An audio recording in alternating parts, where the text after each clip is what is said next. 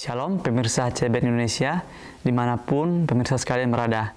Senang sekali pada kesempatan yang indah kali ini, saya bisa berjumpa lagi bersama dengan pemirsa sekalian untuk membagikan pekabaran firman Tuhan yang terdapat di dalam buku Agama yang Bersinar. Buku ini dituliskan oleh Nyonya Ellen G. White, yaitu merupakan salah seorang penulis yang dimana ia mendapatkan ilham langsung daripada Tuhan, sehingga dia menuliskan apa yang dia lihat itu di dalam buku-buku yang bisa kita baca sampai dengan sekarang ini. Dan juga melalui buku Agama yang Bersinar ini, kita akan disuguhkan suatu cara yang lebih baik yang akan menyingkapkan kepada kita suatu kehidupan yang lebih sederhana dan lebih manis. Semua pembaca akan penuh dengan kegembiraan dan kesukaan bersinar, menyinarkan kasihnya dimanapun kita berada. Nah, jadi saudaraku sekalian, ketika kita membaca buku ini, kita itu bisa menjadi orang yang lebih sederhana di dalam kehidupan kita.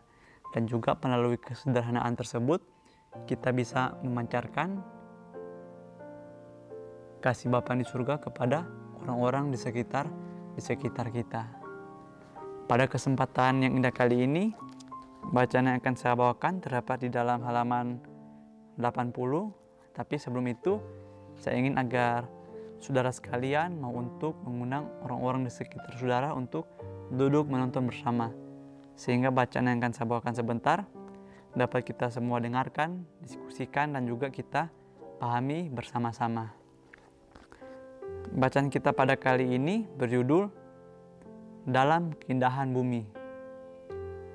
Saudara juga bisa mengambil Alkitab dan membuka di dalam kitab Maleakhi 3 ayat 12. Maka segala bangsa akan menyebut kamu berbahagia, sebab kamu ini akan menjadi negeri kesukaan, firman Tuhan semesta alam.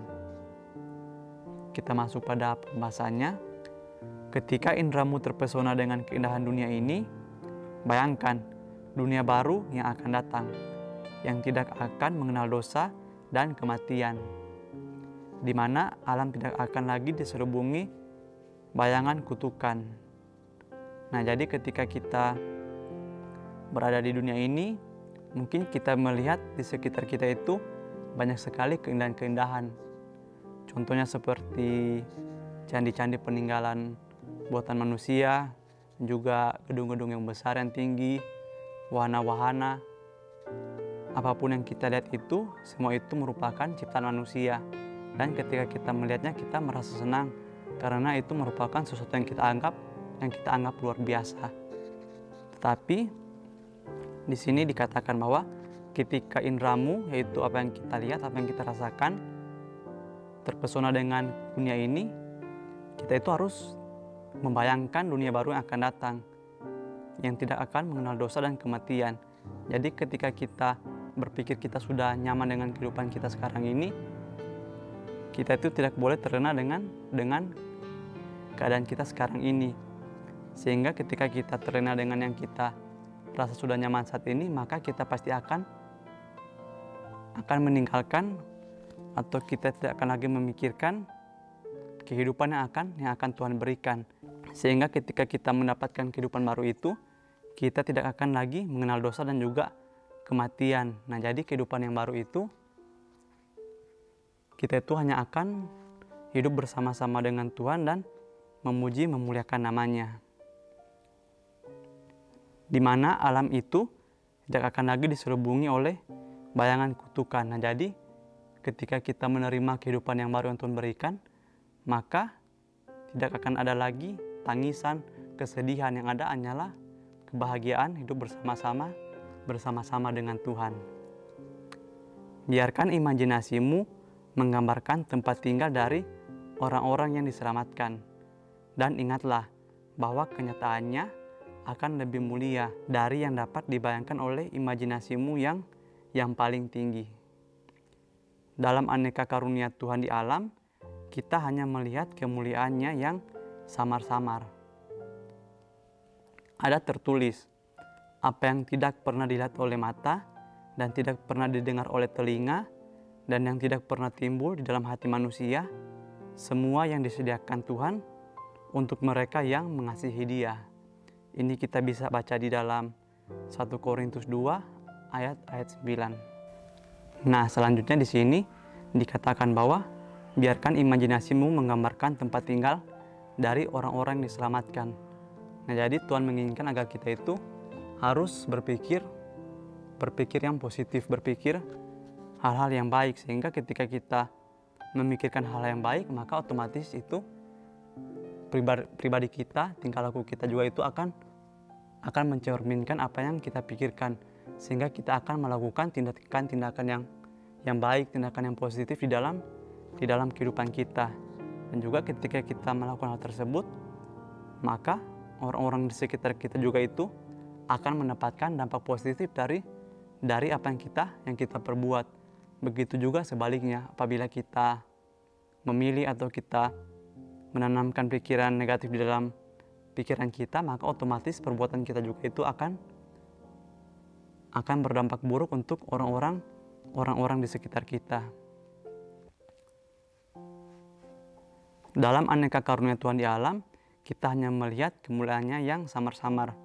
Nah, jadi kalau kita kembali lagi melihat keindahan alam ini, melihat di sekitar kita, mungkin ketika kita berada di alam, contohnya di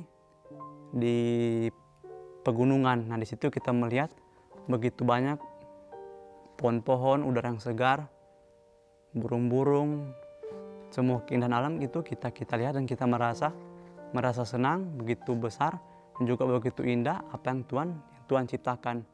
Dan juga ketika kita pergi ke pantai, kita melihat lautan yang luas, ikan-ikan di laut, semua yang kita rasakan itu, kita pasti sudah merasa senang dan merasa bahagia. Tapi di sini dikatakan bahwa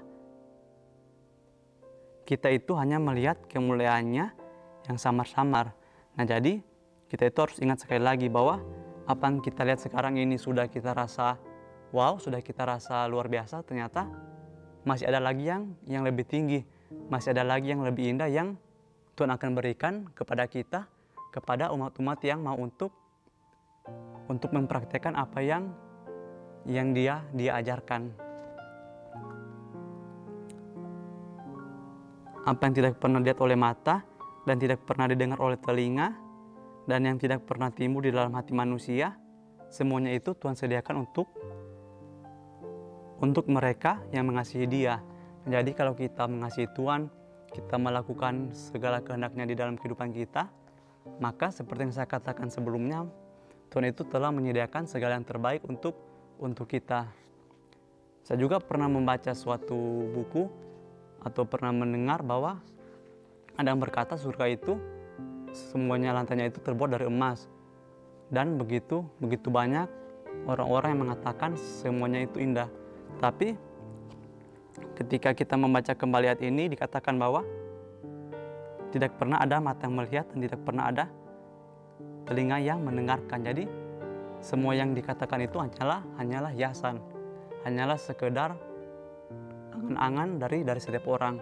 Karena apa yang kita pikirkan mengenai surga, semuanya itu adalah hanya imajinasi kita. Belum pernah ada satu orang pun yang mengetahuinya.